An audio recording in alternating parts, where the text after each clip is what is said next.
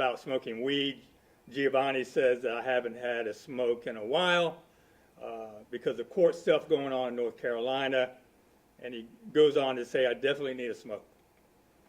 At 10:08 p.m., Latrell, Jalen Washington, and Zachary Cummings start heading toward Charlotte County.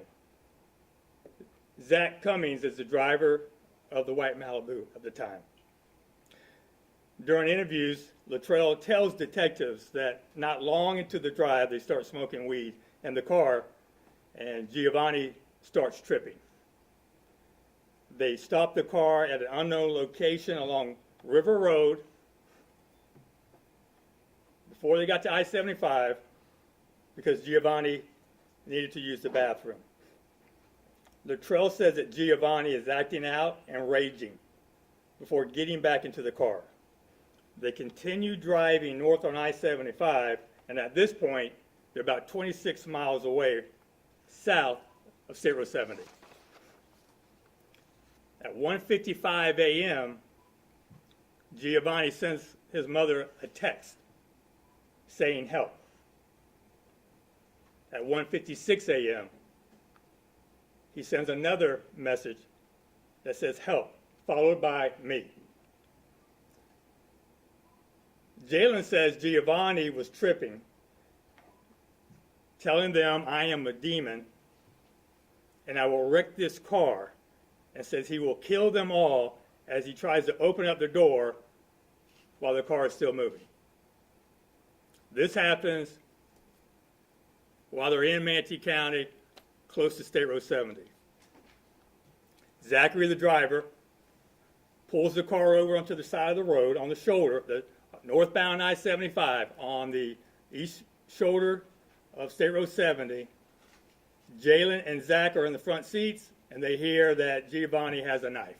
Now, we know that he always carried a knife. He had two knives.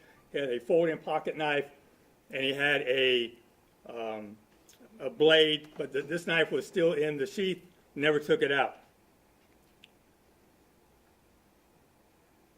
They said that Giovanni gets out of the car and begins running southbound in the southbound lanes of I-75. They see him in the middle of the northbound lanes and almost get hit by a truck. This is the last time they see him. He left behind his backpack and cell phone, so they took that and placed it onto the side of State Road, or I-75 at State Road 70 at the entrance ramp on the east side. At 2:26 a.m., Latrell calls his grandfather to let the grandfather know that Giovanni got out of the car. At 2:27, Latrell calls Bridget, Giovanni's mother, but there's no answer.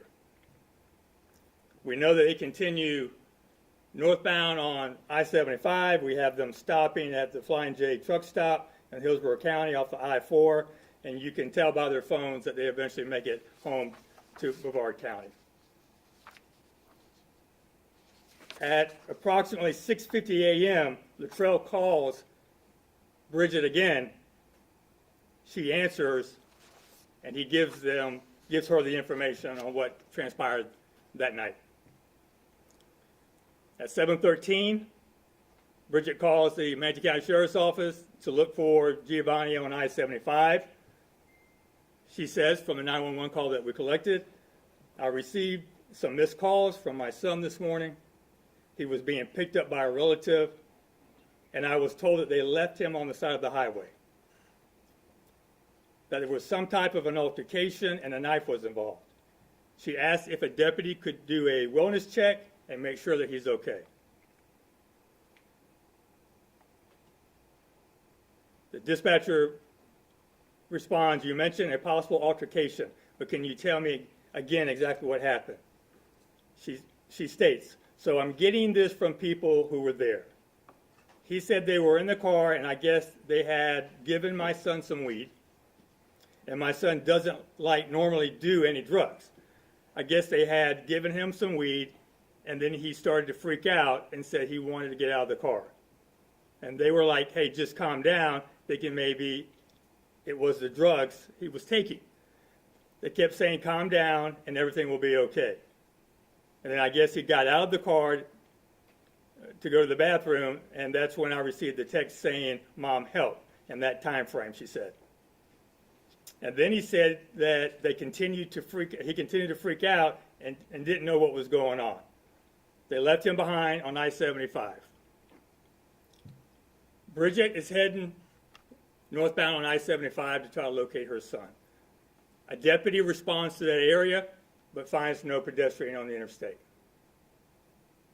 At 7:21, a truck driver who was checking the load on his truck, it's a sod truck, pulls off in that same area on the east side of I-75, northbound, sees the backpack, picks it up.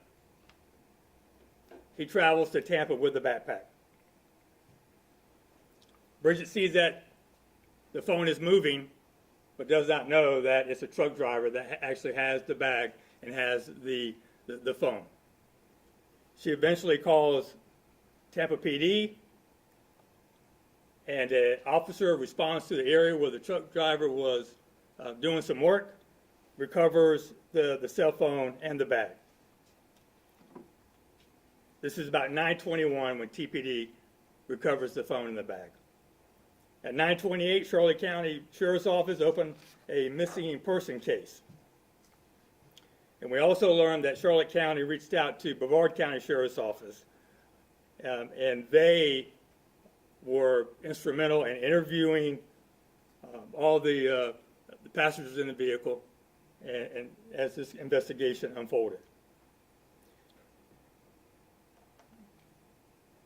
They voluntarily give Brevard County the vehicle, the white Malibu that they were in. Brevard County processes the vehicle and finds no foul play, no blood, nothing, no evidence whatsoever inside that vehicle.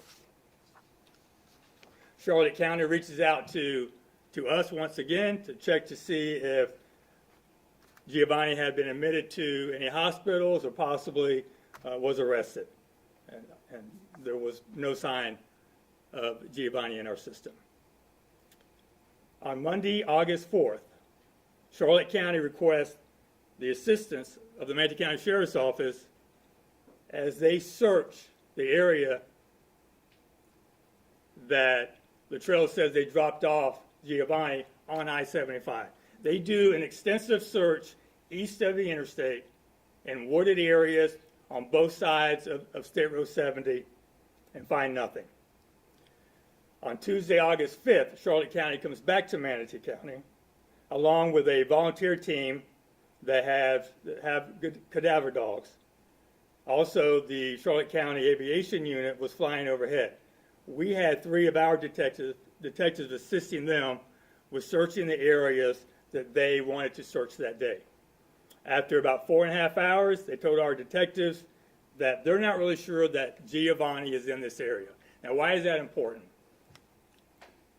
We know that he got out of the car on River Road before he got onto I-75. So as investigators, they're starting to think maybe he never made it to State Road 70. Now, I can't speak for the Charlotte County detectives. I can't speak for Sheriff Permel. But they know the backpack was there, but there's no sighting of Giovanni in that area at this time. So Charlotte County is still searching, and they're searching hard in the area of River Road and I-75. But we know that that's not where he was at. On Friday, August 8th, at about 3:15 p.m., Manatee County Sheriff's Office receives a call about a body located in a pond right off of I-75 at the exit ramp to State Road 70. We learned that a friend of the family had been searching the area and had located the body.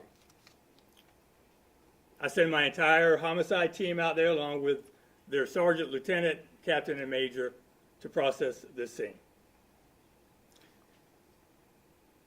The medical examiner investigator also responds to help with the processing of the body. We do a deep X-ray, a scan of the body. The ME does that night. There's no signs of any trauma to the body. There's no indication that he was shot. There's no indication that he was stabbed. There's nothing at that time that helps us determine cause of death. On Saturday, August 9th, detectives and crime scene techs go back out to the scene. They conduct another thorough investigation of the area, search of the area. Our drone unit also flew over the pond and the surrounding area, but didn't find anything of any value. On Sunday, the District 12 medical examiner performed an autopsy of the body. Preliminary indication was no signs of trauma or foul play, but the cause of death is still undetermined. On August 11th, my dive team goes back out to the pond to search it once again to make sure that we did not miss anything in the initial searches. They find nothing. We're trying to pinpoint exactly where Giovanni got out of the car. That's our main focus. My detectives reach out to Brevard County, who help us reach out to Giovanni's cousin, Jalen, Latrell, and Zach, and we request that they interview again with us. They do so freely. We respond to Brevard County, and we interview the three.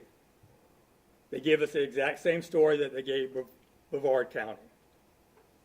They also agreed to come back to Manatee County to help us pinpoint exactly where they pulled off the side of the road and where Giovanni got out of the car.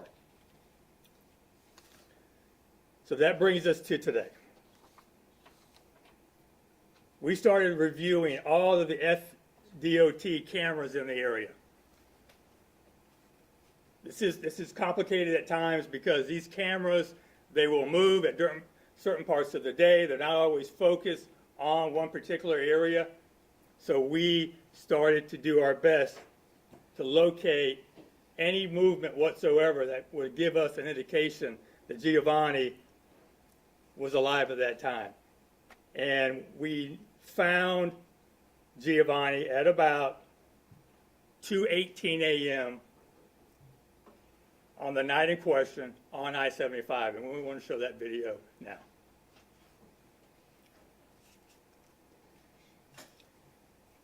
It's difficult to see at first, so bear with us.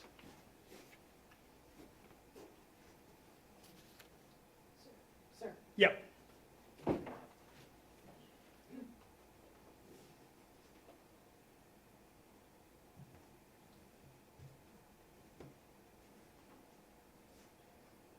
This is the 44th Avenue camera, located about 1.2 miles north of State Road 70.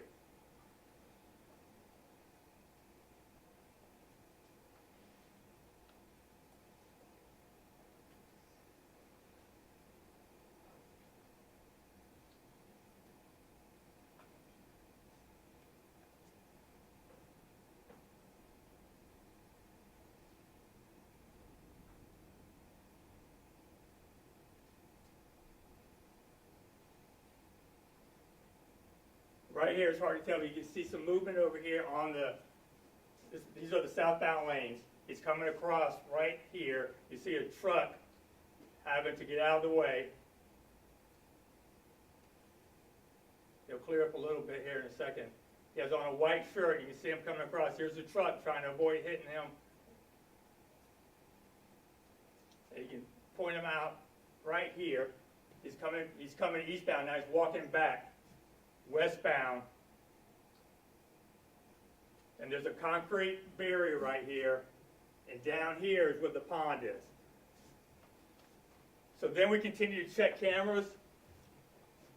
And we get lucky at a Lowe's, which is located on the west side of State Road 70. We have a camera that's pointing at the embankment now that he comes down at 2:19 a.m. Play that, Ben. I want you to stay focused right here.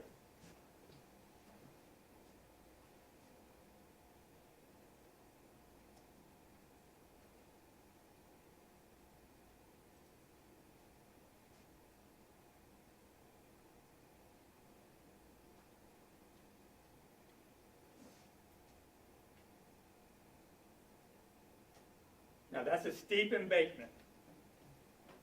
He's coming down there almost an uncontrollable sprint. If you've ever gone down a hill, you know what I'm talking about. But the pond is right here at the edge of that embankment.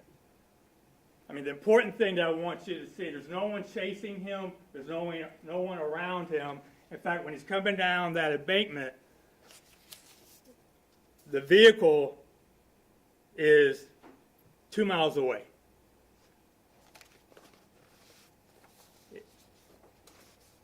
So there's no one in this area with Giovanni. There's no one that's chasing him. He's by himself. Now, what we don't know is what happened when he hit that pond. I don't know. I'm not going to speculate. The death is undetermined. So we know that we don't have anyone that comes down that embankment after him. They don't look for him.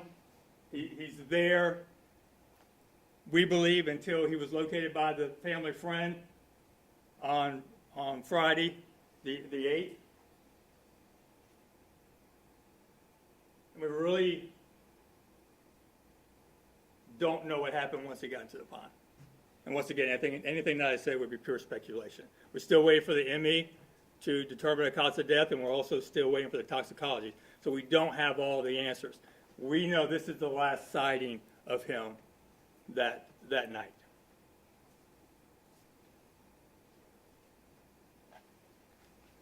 We have any questions? Anything you want to ask? Has the family reviewed this footage and the timeline and everything?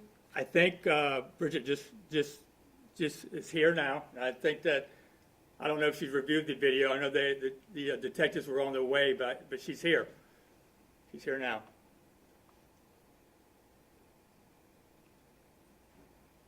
Sheriff Wells, could you remind me again, were all three individuals in the car, are they all cousins of Giovanni? No, I know Latrell is a cousin, and I think that Zach is definitely not, and I think that Jalen's just a good friend. Okay, so Zach and Jalen are good friends. Yeah.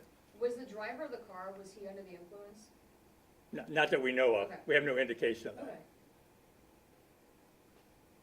Sheriff, can you talk about, we know that Charlotte County was the lead investigative agency in this. How hard is that when Manatee County was just a stop and we don't know at that point so early on that he's actually here? Yeah, I mean, our detectives were working with them, and Charlotte County was keeping us up to date. And, you know, we searched with them on that, on the 4th and the 5th. A lot of time was spent on the east side. And even though the helicopter was flying the entire area, you know, they were really focused on that east side. And it's heavily wooded, it's wet, and they believe that that's where he would have gone. And we have no reason to dispute that. And I think that, you know, they did exactly what we would do. They're searching. They know that River Road is also, because when they're searching in Manatee, they're also searching River Road. So they're parallel. Everybody's searching in both areas, because those are the two areas of concern. Sheriff Wells, you mentioned that there were possibly drugs involved. Were those drugs ever found and tested for anything else? When the vehicle was processed by Bavard, there was still some marijuana residue in there. I don't know if they analyzed that or not. Sheriff, so at this point, is anyone charged with anything? No. Thank you. Could anyone be charged given that drugs were involved? We don't have any way of proving who smoked what.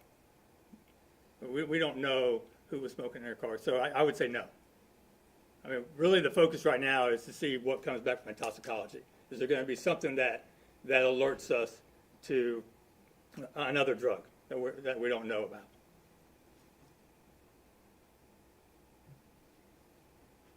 Any more questions? Yes, sir.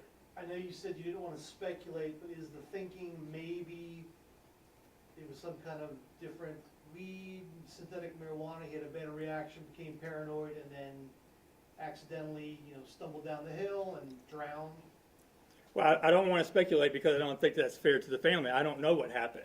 So I want to wait for the toxicology report to come back to see if there was something in there that's alarming that points to something more that we need to investigate. Can you talk about too, I know we as reporters know, but can you tell the public just how long those toxicology reports can take to get back? I mean, sometimes they can take up to 2 months or longer. I mean, we are asking them to rush it, and we would like to get them back sooner than later. I just don't know how long that's going to take. I know there was some concern that because of the condition of the body, because it had been there for so long, that the toxicology report might not be complete, or they might not be able to get a full picture. Is that still the thinking, or? I know that they were able to get a sample. I don't know how good that sample is going to be. But they did get a sample, and they sent that off to be analyzed.